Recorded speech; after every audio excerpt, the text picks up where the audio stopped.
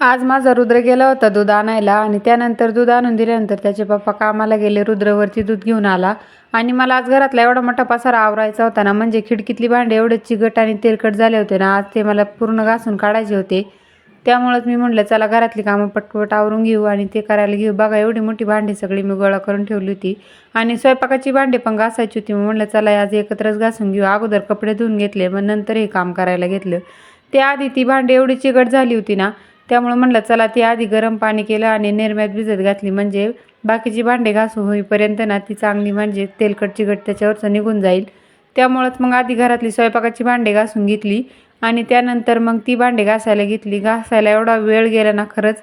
खिडकीमध्ये भांडे एवढे चिकट होतात ना, म्हणजे आपण जे स्वयंपाक करतो ना त्याचं सगळं चिकट तेलकट त्याच्या भांड्यावर जाऊन बसलं होतं.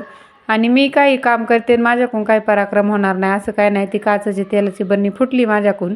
त्यानंतर मग काही काम करायला घेतलं ना असे पराक्रम होत राहतात आपल्याकडून. त्यानंतर रुद्रला छान जेवायला दिले. मी सगळं किचन क्लीन करून घेतलं आणि थोडा वेळ रिलॅक्स गॅलरीमध्ये बसले. खरंच आज खूप दमल्यासारखं झालं होतं.